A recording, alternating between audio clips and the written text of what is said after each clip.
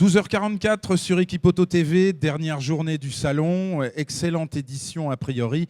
Nous aurons les résultats tout à l'heure dans le dernier JT à 16h20 sur ce plateau, les résultats de la fréquentation, les résultats qualitatifs du salon. Ce ne sera pas définitif évidemment, mais un premier point en tout cas avec le président d'Équipe Auto, Claude Cham, et le président de la FIEV, Jacques Mauge, bien sûr. Voilà que ma langue fourche. Sur ce plateau d'Équipe Auto TV, parlons d'avenir du contrôle technique avec vous. Roland Thévenoud, vous êtes président du NCTA. Bonjour. Oui, bonjour. Et d'avenir des professionnels du pneumatique avec vous, Michel Gillade. Bonjour. Bonjour. Alors Roland Thévenoud, on va commencer par parler un petit peu du contrôle technique. Le SNCTA a été créé en 1985 et vous en êtes le président depuis 1987. Ce qui frappe, c'est que dès le départ, il y avait besoin, dès le départ de cette grande aventure du contrôle technique, il y avait besoin d'une représentativité pour vous. Oui, le contrôle technique a démarré uniquement pour les véhicules de transaction. Et de 85 à 92, on a organisé la profession pour en faire une vraie profession. On a obtenu une loi qui a permis soit d'exploiter en réseau, soit en centre indépendant. On a œuvré pour faire un vrai métier entre 86 et 92. Oui, parce que la date officielle de lancement du contrôle technique en France, on la rappelle ? C'est 92, C'est 92. Pour tous les véhicules, c'est ça. Mais c'était 85 pour les véhicules de transaction. Et ce contrôle se faisait à l'intérieur des garages. C'était pas vraiment une vraie profession, c'était plutôt accessoire que pour les véhicules de transaction. Mais l'administration a choisi de séparer le contrôle technique de la réparation automobile. On se souvient très bien, effectivement. Il y a eu une très longue époque où les centres auxiliaires, notamment, étaient autorisés. Ce n'est plus le cas aujourd'hui. Alors, les centres auxiliaires, c'est un autre débat. Effectivement, c'est dans la réparation automobile encore aujourd'hui.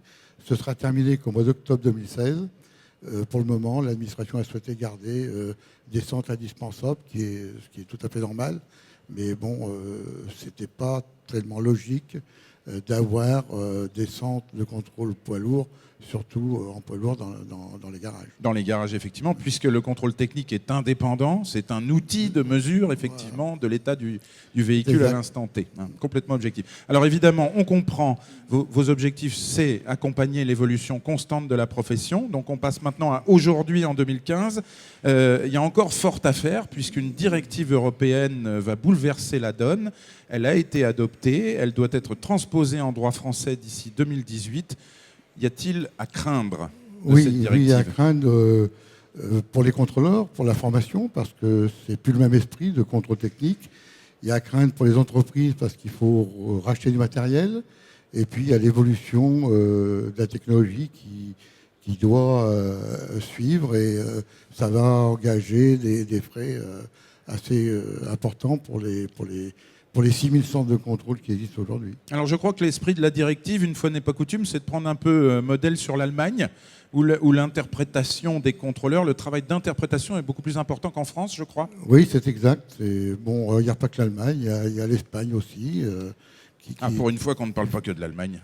Voilà, qui a déjà bien avancé sur la façon de faire le contrôle par rapport à la directive européenne. Exemple d'interprétation plus forte qui pourrait être demandée aux contrôleurs ? Oui, une interprétation, ce qu'on ne fait pas sur l'intensité des phares, par exemple. Oui. Donc, il y a cette histoire de luxomètre qui pourrait être obligatoire.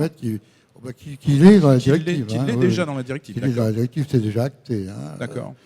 Et puis, il y a aussi le contrôle des motos, des mobylettes, des quads, qui est dans la directive à des échéances plus ou moins longues. Et qui n'existe pas en France aujourd'hui. Pour le moment, ça n'existe pas. C'est fait pour 2-3 pays européens où ils font tout ce qui roule. D'accord.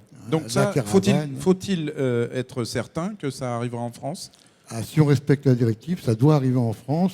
Et on doit la respecter. Alors, on devrait la respecter à l'horizon de 2022. Oui, d'accord. Est-ce que c'est un métier pour les contrôleurs techniques automobiles, ça, le contrôle des 2 roues, des mobylettes, des quads ? Oui. Vous pouvez intégrer ça chez vous dans vos centres ? La plupart des centres peuvent intégrer une ligne moto. Ça avait déjà été pensé. il y a déjà eu des arrêtés de fait. Malheureusement, ils n'ont pas été signés à l'époque, mais en 2011, on a déjà eu des cahiers des charges pour des frénomètres à rouleau, pour les motos. On avait déjà bien avancé. On va certainement reprendre ça sous peu. Michel Villatte, vous êtes président du syndicat des professionnels du pneu, mais on m'a dit que vous étiez également motard. Oui, ça m'intéresse justement de savoir ce qui va se passer dans le contrôle technique des deux roues. Êtes-vous favorable au contrôle technique des deux roues? Oui, moi, j'avoue que ça ne me percutera pas trop. Hein, ça ne vous percutera pas trop? Non, ce n'est pas un problème à titre personnel de motard. Mais oui, mais quand vous voyez ce qui circule... Oui, je ne suis pas sûr que les motards aient vraiment des engins fatigués, hein, parce qu'en tant que motard, on a conscience quand même des risques que l'on prend. Si on fait beaucoup plus référence aux scooters en réalité. Ouais, c'est plutôt les petits deux roues, là. Ça, c'est dangereux. Donc ça nécessité d'un contrôle technique pour ces véhicules-là. C'est peut-être pas inutile, oui. C'est peut-être pas inutile. Bon, retour avec vous, Roland Thévenoud. On parle du marché du contrôle technique. Il y a aujourd'hui, selon les derniers comptages, 6300 centres en France. C'est une profession qui est en constante croissance. Pourquoi n'y a-t-il pas de numerus clausus? Alors, il n'y a pas de numerus clausus parce que l'État en a décidé ainsi depuis l'origine. Il pourrait y en avoir 15 000, que ça gênerait personne, sauf vous. Mais ça gênera personne, hein, puisque l'administration n'intervient pas dans l'économie des artisans qui travaillent sur le terrain. Donc, oui, mais sauf que le point de rentabilité devient de plus en plus difficile à trouver. Oui, la concurrence fait que le tarif de la prestation est tiré vers le bas, jusqu'à même proposer des contrôles gratuits ou des contrôles à 1 euro. Alors voilà, on en vient à l'un de vos chevaux de bataille, c'est la lutte contre la concurrence déloyale. Voilà, la concurrence déloyale.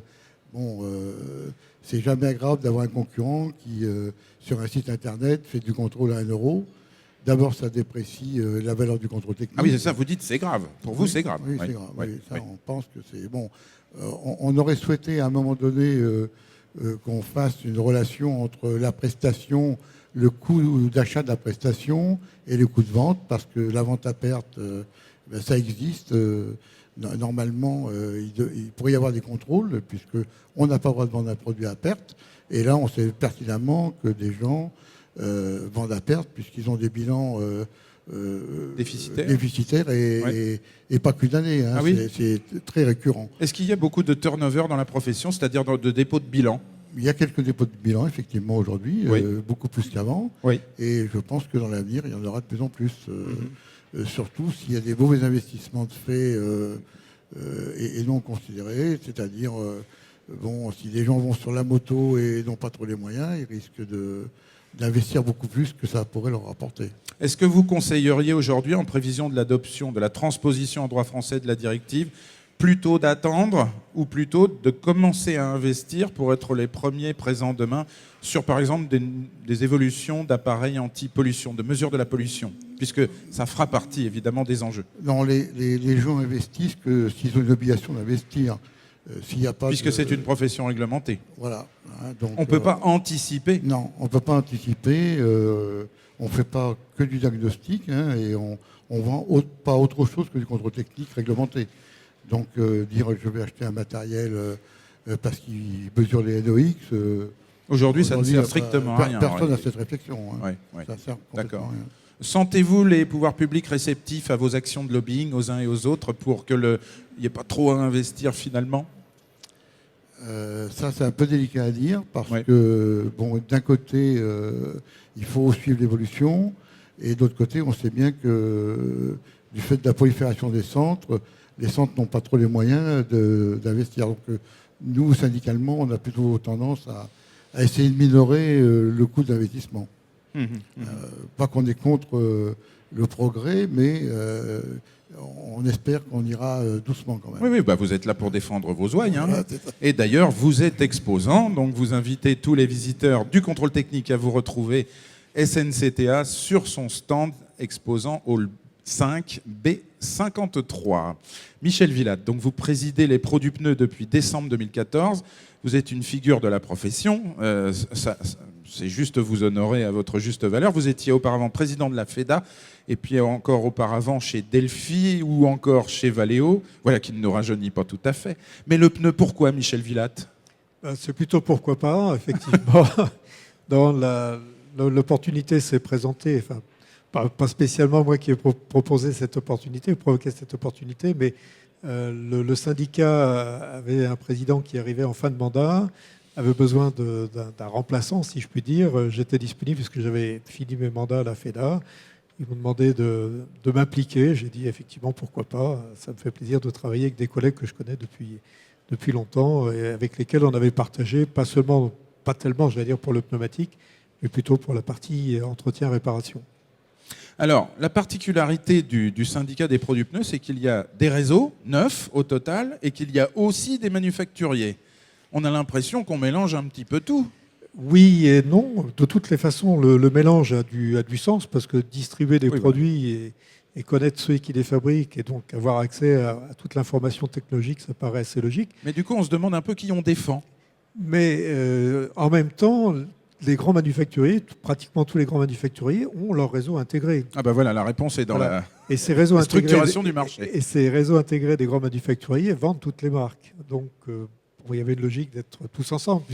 C'est vrai qu'on a une logique industrielle au départ, voilà, effectivement. Fait, voilà. On parle de température, d'ailleurs, dans l'univers de la distribution du pneu pour les manufacturiers. Oui, si on veut, oui. C'est vrai que la température... Elle monte des fois. Oui, c'est vrai. Oui.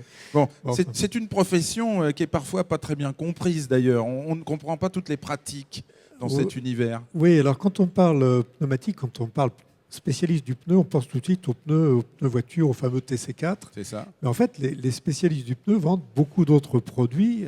Bien sûr, le poids lourd, c'est une profession complexe. Absolument. Et dans le chiffre d'affaires des professionnels du pneu, le pneu voiture pèse lourd, bien sûr, mais les autres pneus pèsent également très lourd. Les chiffres d'affaires se répartissent. Alors, ça dépend bien sûr des entreprises, mais certains ont un chiffre d'affaires hors automobile, si je puis dire, hors TC4, qui est supérieur à celui de l'automobile. Et là, on est vraiment dans des spécialistes. Il ne s'agit pas simplement de vendre le pneu, il s'agit d'apporter tout un ensemble de services autour du pneumatique, services et conseils, conseils très, très éclairés vers les utilisateurs qui sont des professionnels. Bah oui, parce que la valeur ajoutée de ce métier est beaucoup plus dans le service que dans les marges qu'on réalise sur les produits. Hein. C'est pas faux. Voilà, c'est pas faux. C'est même presque vrai. Quelles sont les actions des professionnels du pneu aujourd'hui ? Alors, il y a bien sûr les campagnes, disons, régulières ou récurrentes pour faire découvrir les nouvelles technologies et proposer des pneus qui sont toujours plus adaptés aux différents usages. Bien sûr, on pense tout de suite aux pneus hiver, aux pneus maintenant toute saison.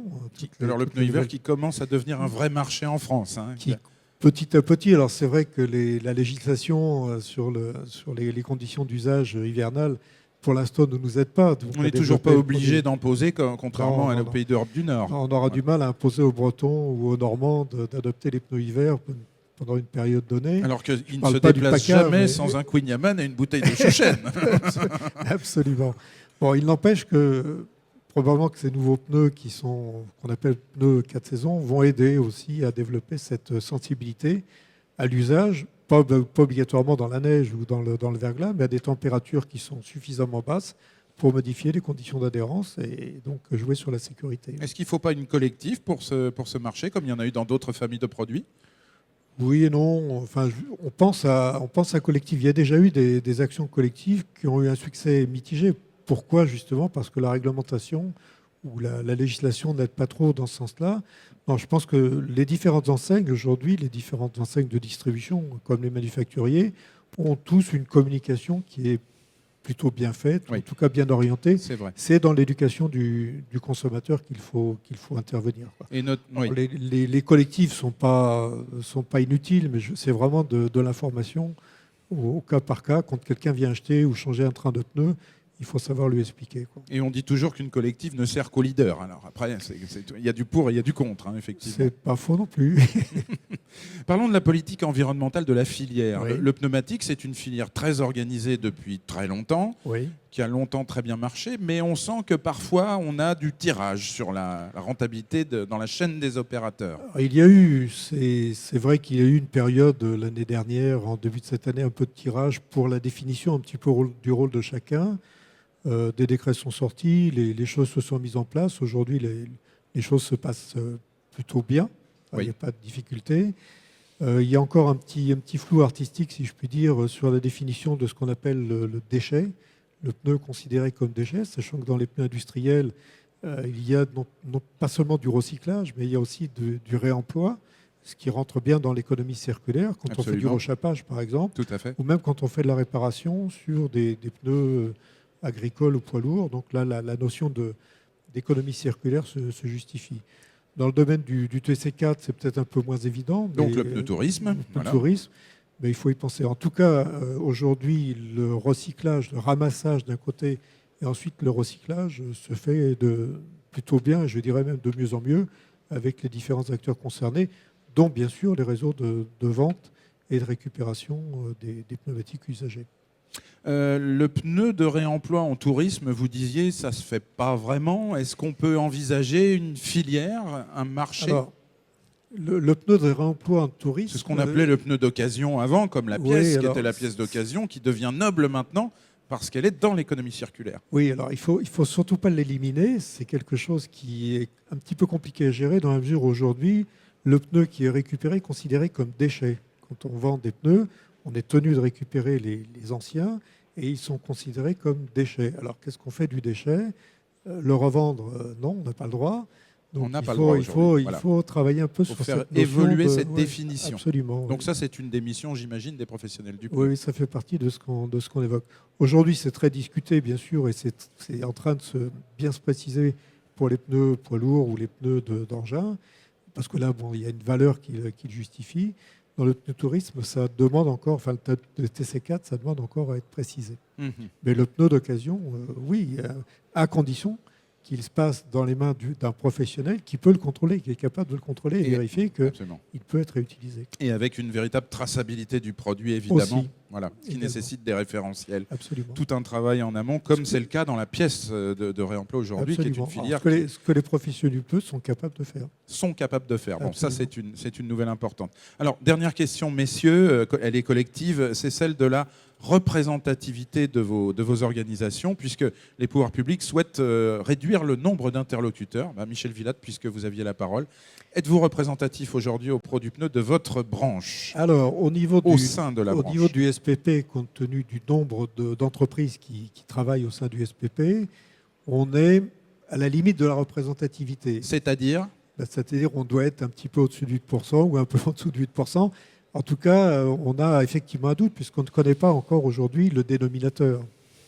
Donc on ne sait pas. Alors c'est-à-dire le dénominateur de l'ensemble de la. Combien, quelle assiette mesure-t-on? Absolument.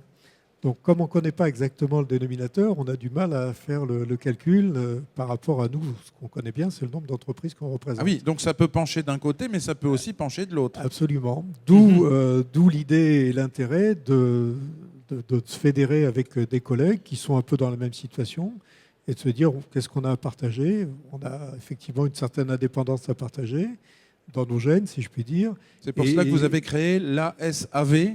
Ça fait partie des choses sur lesquelles on a travaillé. Ouais. On continue de travailler puisque la réglementation ou le décret d'application évolue un petit peu au mois le mois. Donc il faut se coller par rapport à l'évolution de ce décret. Donc si c'est restrictif, vous serez représentatif seul. Si c'est extensif, vous ne le serez peut-être plus, à moins que cette émission, par exemple, suscite des adhésions. Roland Thévenoud, le SNCTA est-il représentatif au sens où les pouvoirs publics l'entendent? Aujourd'hui, il l'est. Dans la nouvelle loi, il ne le sera pas. La profession représente que 2% de la branche. On ne voit pas comment on pourrait atteindre 8% avec seulement 2% de professionnels dans la branche. Ben oui. Déjà, c'est mission impossible. Donc on a des collègues comme l'UNIDEC, les auto-écoles, qui représentent 3-4%, entre 3 et 4% de la branche. Eux non plus, c'est mission impossible d'obtenir 8%. D'où cette fédération finalement autour d'une communauté d'intérêt. Cette fédération a été créée en 2014. Aujourd'hui, on la fait vivre, mais on attend vraiment... l'arrêté devrait être modifié. Enfin, pas l'arrêté n'est pas sorti, mais le décret, on pense qu'il est en aménagement, si on peut dire. Et on attend de voir on suit notre bonhomme de chemin avec ASAV et on attend de voir si d'ici la fin de l'année, on nous sort une nouvelle réglementation. Et pour l'instant, rien à l'horizon de précis en réalité. Rien de précis. Ouais. On a déjà un décret, mais on a écouté dire qu'il était sujet à modification. Et le couperet doit tomber à quelle date précisément? C'est décembre 2016? Le comptage se fait effectivement à fin 2015. À fin 2015, oui. Alors c'est quand même temps. Produit en 2016, puisque Ouais. les chiffres, les arrêtés seront produits Ouais. en 2016, mais le comptage, il doit s'arrêter à la fin de l'année. Alors, il y a deux étapes, si on peut dire. Tous les ans, on peut demander à être représentatif, hein, Mhm. mais on ne pourra plus être dans les commissions et on ne pourra plus être au sein de la branche à partir de 2017. C'est ça. C'est-à-dire que Vous ne pourrez plus 2016, peser, Voilà. influer en tout cas sur Voilà. les grandes décisions. Voilà. maintenant, après, toutes Et les être financé aussi, parce que oui, une c'est partie de surtout vos les financements. finances, bien C'est sûr. surtout ça. C'est une voilà. partie du financement. Voilà. Bon, bien que des organismes n'ont pas besoin de financement aujourd'hui. Il y a des gens qui peuvent vivre tout seuls. hein. Sans financement, c'est votre cas au Sans professionnel du pneu ou pas, Michel Villatte? Il y a des subventions, effectivement des subventions de financement, mais qui sont pas par rapport à nos adhésions. Je veux dire, au financement par les adhésions, c'est pas rédhibitoire en fait. D'accord. hein. Oui, vous pourrez, et l'un et l'autre, vous en sortir si d'aventure vous n'étiez plus représentatif au sens des pouvoirs publics. Voilà. C'est un peu ce que l'on Oui, est en mais train de dire. c'est pas parce qu'on ne serait pas représentatif qu'on disparaît. C'est ça, voilà, Hein, c'est important à on dire. est toujours quand là. même. hein, D'accord. Ouais. On va Même pas, avis, on va Michel pas Villatte? mourir demain.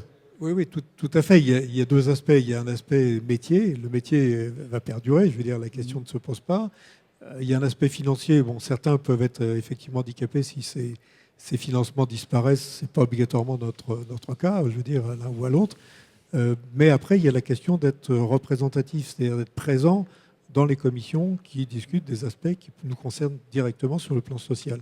Si on n'a pas ces 8%, on n'a plus la place. On n'est pas présent dans Et donc ces vous n'êtes plus discussions. acteur des On évolutions n'est plus sociales. acteur. Alors, on subit. Quelque part, on n'a vous plus droit à la subiriez. parole. quoi. D'accord. Bon, moi, c'est absolument pas ce qu'il faut souhaiter, Surtout, effectivement. c'est surtout sur le plan social Voilà, c'est ça. que le paritarisme a été acté et le dialogue dans la branche ne sera plus possible pour les gens qui n'auront pas 8%. Bon, ben, on va croiser les doigts, c'est surtout pas ce que l'on souhaite. En tout cas, retrouver le SNCTA donc, dans le hall 5 et un certain nombre d'adhérents des professionnels du pneu aussi dans le hall 5. J'ai vu Tout à fait. qu'il était extrêmement fourni, ce hall 5, avec tous les professionnels autour du pneumatique, Michel Villatte. Absolument. Le syndicat est chez les adhérents. Et chez les adhérents cette année. Et on se dit à tout à l'heure, à 13h50, pour la suite de nos programmes sur Équipe Auto TV.